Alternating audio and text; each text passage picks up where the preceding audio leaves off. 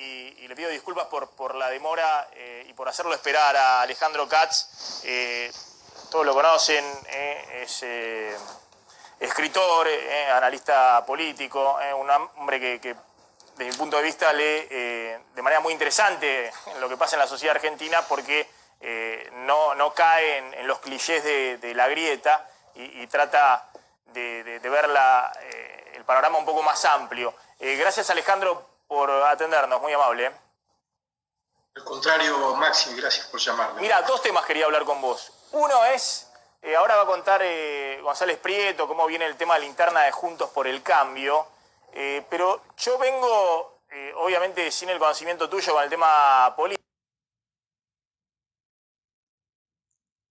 político, vengo viendo que no es solamente el tema de la conformación de las listas, sino que entre Larreta y Macri, porque así lo expresan también tanto en público como en privado, tienen dos visiones distintas respecto a la construcción política y cómo enfrentar al peronismo, no solamente en la provincia de Buenos Aires, sino rumbo al 2023.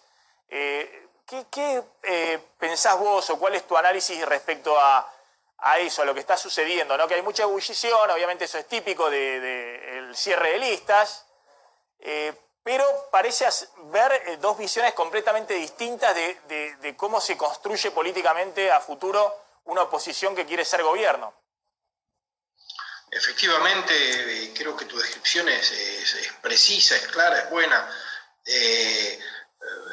Sin duda, Rodríguez Larreta viene de tradiciones políticas que a Macri le resultan bastante extrañas. La casa familiar de Larreta era una casa de circulación de ideas diversas, de personas distintas, de conversaciones políticas variadas.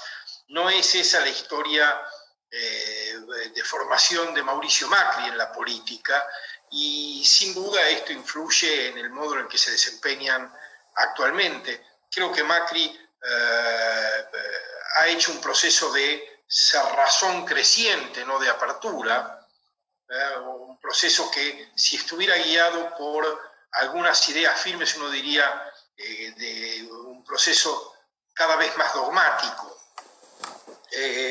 Rodríguez Larreta es un político más pragmático, un político más plástico, con menos dificultad para establecer conversaciones diversas, y esto plantea dos estrategias diferentes, sin duda, hacia el futuro de 2023 para el PRO. Lo de Juntos por el Cambio todavía debe verse en función de qué pasa con el radicalismo. De todos modos, yo señalaría, Maxi, si me permitís, ¿sí?, que si bien es claro que son formas de concebir la política muy diferentes, la de uno y la del otro, en ninguno de los dos casos todavía resulta claro qué es lo que proponen para hacer con el poder, si es que lo tienen, ¿no? Son estrategias de construcción de poder diferentes, pero no necesariamente hay mucha claridad acerca de lo que podríamos llamar los proyectos que tienen a partir de la eventual adquisición de ese poder. Y creo que esto sigue siendo el gran déficit de la clase política argentina. Se ha convertido en un grupo mucho más entrenado para discutir el poder que para pensar qué hacer con él. Y en la medida en que la clase política no se abra fuertemente una discusión acerca de qué hacer con este país, vamos a ver disputas entre sectores, pero los resultados van a seguir siendo, como lo han venido siendo desde hace 50 años, francamente malos, ¿no? Es muy interesante lo que vos planteás, porque sabés que se han construido identidades políticas en referencia al otro, digamos. Cuando le preguntaban a Macri qué iba a hacer, decía, bueno, todo distinto de lo que hizo el kirchnerismo. La inflación, y no, esto es muy fácil, digamos, levantás el cepo, resolvés, ya los capitales van a entrar. Y lo mismo le pasa al gobierno. El gobierno construyó su identidad, el actual gobierno, respecto a decir, bueno, vamos a hacer todo diferente a lo que hizo Macri. Y hoy sigue la indefinición respecto a cuál va a ser el rumbo económico del gobierno, algo que yo planteo permanentemente, digamos, ¿qué vas a hacer? ¿Vas a ir con el ajuste fiscal? ¿No vas a seguir? ¿Vas a acordar con el fondo? ¿No vas a acordar? ¿Qué querés para adelante? Por ahí me comentaron que Lustó estaba pensando dentro de Juntos por el Cambio armar un esquema programático de ideas y de planes económicos que seguramente tendrían un choque muy grande dentro de Juntos con el Cambio.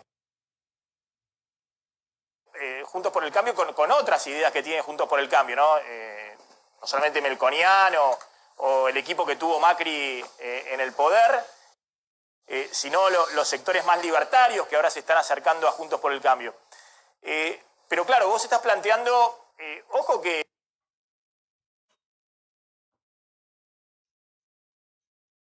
después que llegás tenés que definir no solamente cuál va a ser tu plan económico, sino cómo lo vas a llevar a la práctica, cuál va a ser tu construcción política para sostener ese plan en el gobierno, con quién vas a acordar, cuáles van a ser tus aliados. Vos decís que está faltando eso también en la Argentina, digamos, construir no solamente en el papel los planes económicos, que nadie sabe cuáles son, sino también, cuáles son las alianzas políticas que te van a permitir en el futuro gobernar. Sí, para decirlo con términos un poco clásicos, pero en todo caso claros, diría, lo que uno ve es mucha táctica y poca estrategia. Muchos arreglos para la próxima batalla, pero poco pensamiento acerca de las cuestiones de fondo. Tanto de las cuestiones de fondo, como señalabas recién, para que la estructura del poder sea una estructura consistente que permita llevar adelante las transformaciones necesarias, como el pensamiento acerca de cuáles deben ser esas transformaciones.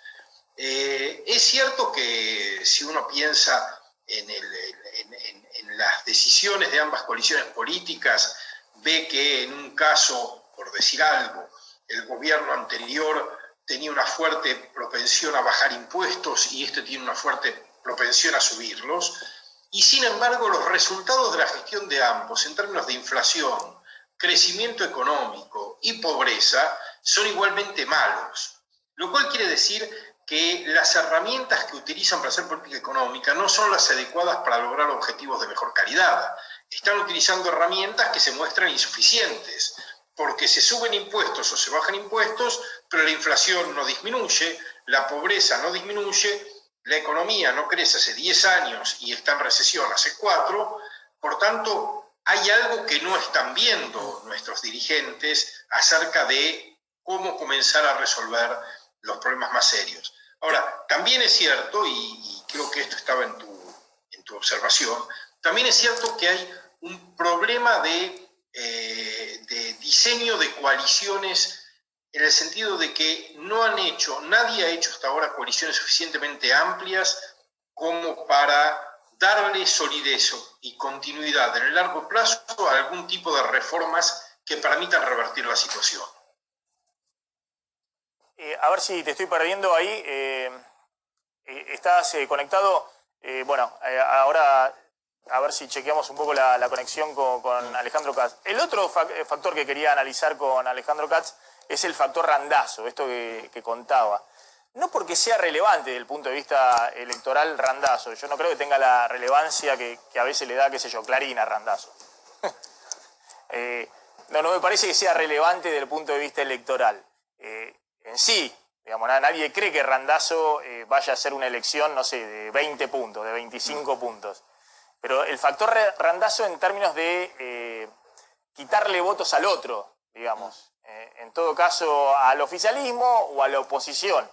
Como en algún momento también ese factor fue el tema de los libertarios. Se habló mucho de sectores cercanos al kirchnerismo, auspiciando, potenciando, financiando a sectores libertarios, con la idea de quitarle votos a Juntos por el Cambio. Más allá de que estas cosas, creo que algunas se pueden chequear, otras no, pero más allá de que todo el mundo tiene legítimamente la posición de la posibilidad de presentarse en elecciones y expresar sus ideas, porque si no terminamos en que solamente pueden presentarse el Frente de Todos y Juntos por el Cambio, y todo lo demás son funcionales o a la izquierda o a la derecha, digamos.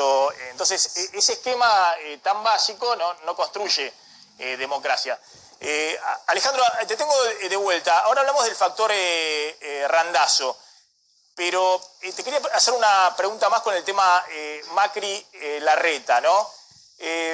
Vos sabés que Macri al principio decía, yo soy desarrollista y demás, no sé si esa es la idea que tenía él o lo escuchó a Larreta, pero Larreta sí, en su momento siempre fue desarrollista, porque todos conocen a su padre, digamos, que vos hablás de que construía, digamos, esas reuniones políticas y venía del desarrollismo, ¿no?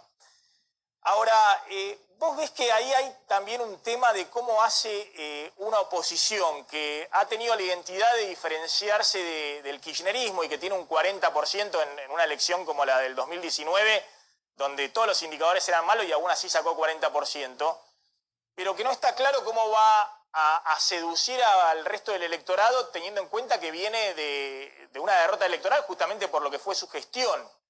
Entonces, ¿cómo planteás ahí que tiene que reconstruir? Que era un poco lo que le pasaba también a Cristina cuando dejó su gestión, digamos, ¿no? Cómo reconstruía, no al 30% que ciegamente la sigue, sino cómo seducía a esos sectores en el medio que van y vienen en cada elección según la propuesta que le hagan o según qué hizo alguien en la gestión. ¿Sabés lo que yo diría, Maxi? Que estamos hace mucho tiempo en un escenario en el que el mejor argumento para llegar a una elección de un partido político, frente o coalición, es el fracaso del otro. Claro.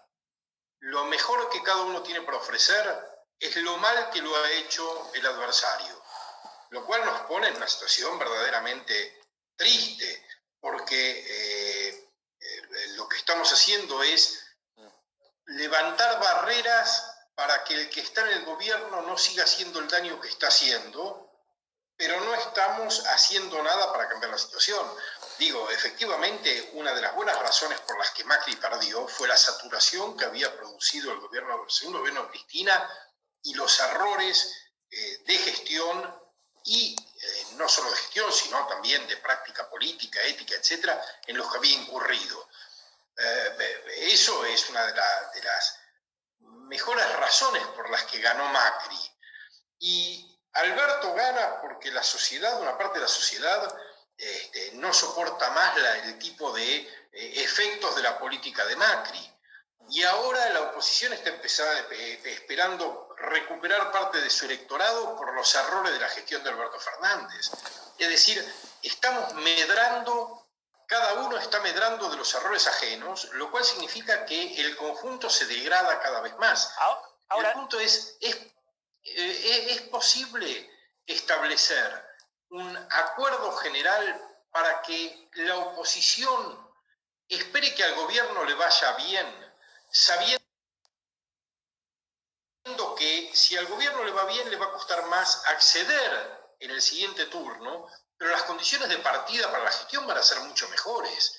Aquí parece que cada uno está esperando que el otro lo haga muy mal para tener ocasión de ganar y además para justificar sus propios fracasos en la herencia recibida. Hay una... ¿Sabés que es muy interesante lo que planteás? Porque el discurso de Macri es Argentina va a Venezuela en todo sentido, ¿no? Larreta no dice eso, porque efectivamente si la Argentina va a una situación de nueva crisis cambiaria, hiperinflación, como hay hace 2 años en Venezuela, obviamente que va a volar por los aires Alberto Fernández, Cristina. Argentina no es Venezuela como sistema político. Claramente son gobiernos que van a volar por los aires y se verá, digamos, cuál es la construcción del poder político dentro del peronismo, de la oposición para seguir, digamos. Pero el planteo de Macri es Argentina de Venezuela. Como forma de seducir al electorado. Claramente ahí seduce a una parte del electorado que verdaderamente cree eso. Pero claro, vos es lo que estás planteando, digamos.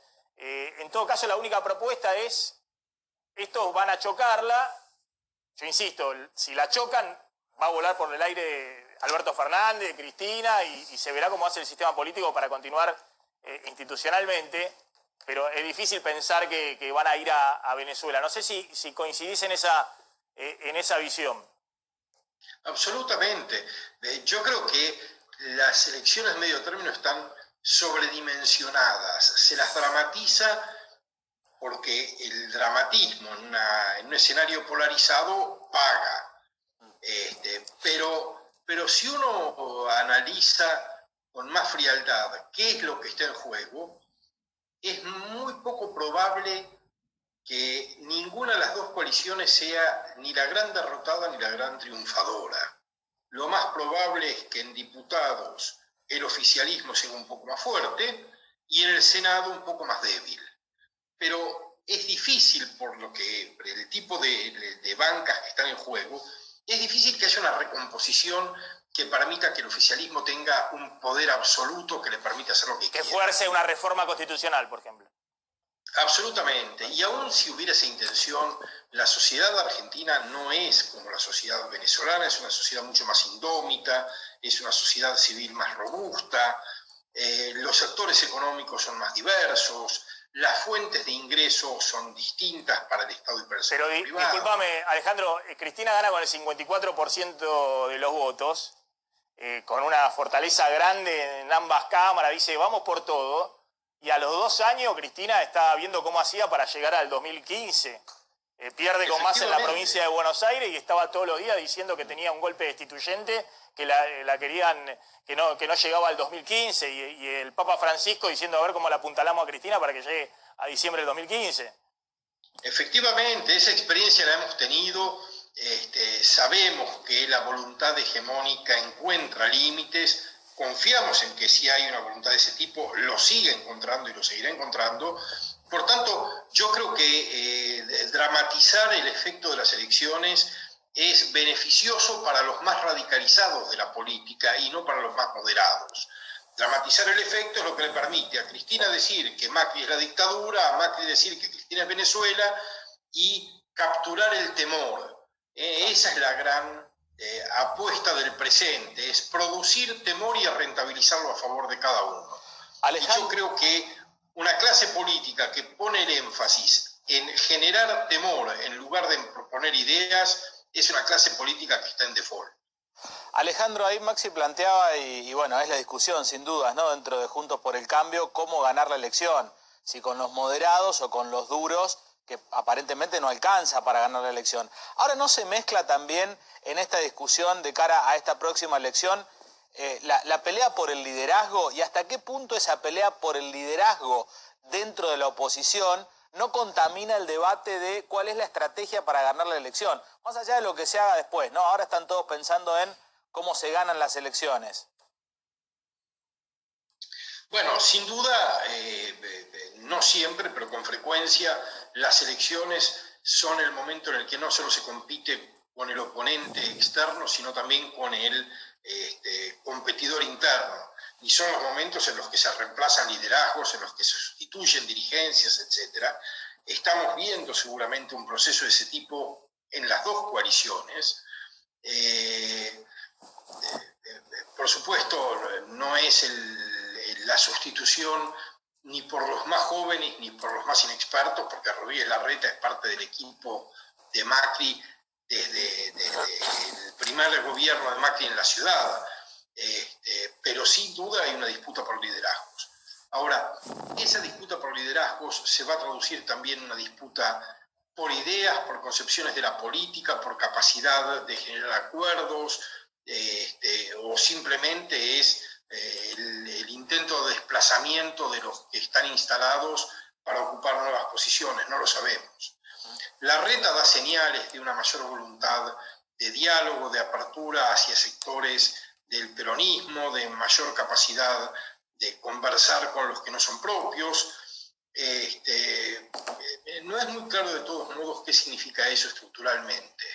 Quiero decir, eso significa que hay alguna condición para incorporar, para ampliar la coalición, para ampliarla estructuralmente, o simplemente es una estrategia para desplazar a Macri. No lo sé. Bien, te hago la última.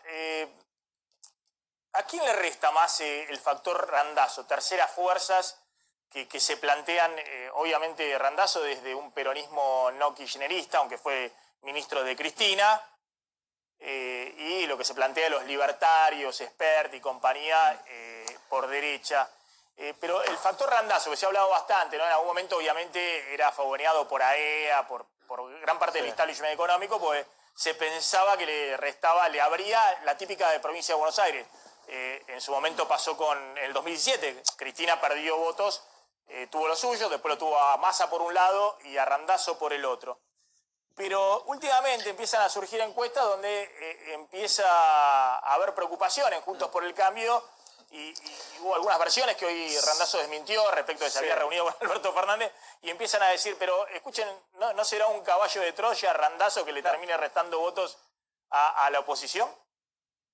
Es curioso porque el solo hecho de que uno se pueda hacer esa pregunta indica que las cosas no son claras. Quiero decir, parece evidente que Experto, Milei, no le quitan votos al Frente de Todos, sino a Juntos por el Cambio. Sí. Efectivamente, en el caso de Randazzo, en principio parecía que su candidatura le quitaba votos al Frente de Todos, pero no es evidente que le quite votos solo al Frente de Todos. Yo creo que Randazzo puede capturar desencanto de todos lados. Pero acá la discusión, a ver si me permite el razonamiento, la discusión es, por un lado Randazzo, que ya anunció que va a ser candidato y va a ser candidato por afuera del Frente de Todos, es decir, por otro espacio, así como lo fue en su momento y lo hizo perder la elección a Cristina, que fue por afuera. Bien, es claro que probablemente le coma más al peronismo desencantado. Ahora la duda, dentro de Cambiemos, es qué hace después Randazzo con esos diputados que mete, porque va con Roberto Labaña, va con un armado que es más afín al gobierno nacional, no solamente en la provincia de Buenos Aires, está tratando de armar en Santa Fe con Mónica Fein, con Urtubey en Salta. Me parece que la duda es más, no a quién le resta votos, que lógicamente puede comer de los dos lados, sino qué hace con esos diputados después, porque en definitiva, de hecho ya se perdieron elecciones intermedias en el oficialismo, en todos los oficialismos, y eso no significó nada después para las elecciones a ejecutivos. Pero, ¿qué pasa durante los 2 años con los diputados? Sí se juega en esta elección, ¿no? Lo que va a pasar con los diputados va a depender en buena medida de cuál sea el futuro de las alianzas que se hacen en torno de Randazzo o de las que participa Randazzo. Es decir, ¿cómo van a votar los diputados de Randazzo? Si la pretensión de Randazzo o de esta alianza es construir un tercer espacio hacia el futuro, y uno podría pensar que la Mónica Fein y la gente del socialismo de Santa Fe tienen esa intención. Si esa es la intención, el bloque que se arme a partir de la elección tiene que ser un bloque que conserve mucha autonomía y que vote no en función de alineación con el oficialismo o con la oposición, sino en función de los sectores a los que quieran representar. Ahora, si no hay esa pretensión de construir un tercer espacio para el 2023, de tener candidatos razonablemente competitivos para el 2023, de ir armando un núcleo legislativo que permita arbitrar en la Cámara entre las dos grandes coaliciones, etc. Si no hay esa voluntad, entonces los legisladores que lleva Randazzo van a ser funcionales al oficialismo, seguramente. Pero yo quisiera pensar que la posibilidad de que a partir de estos acuerdos con el socialismo de Santa Fe, con Randazzo, con eventualmente otros sectores del peronismo, se aspire a construir un espacio, un tercer espacio, como ha habido muchas veces en la Argentina, un tercer espacio que no esté alineado automáticamente ni con las políticas pro mercado ni con el estatismo, sino pensando más en la sociedad, pensando más en un proyecto, diría, socialdemócrata, si se quiere. Si esa es la expectativa, ese bloque debería ser muy autónomo y no debería alinearse automáticamente con nadie. Alejandro, gracias, un gusto escucharte siempre, es muy interesante las reflexiones. Alejandro Katz, gracias, un abrazo. Gracias Maxi, siempre es un gusto, gracias.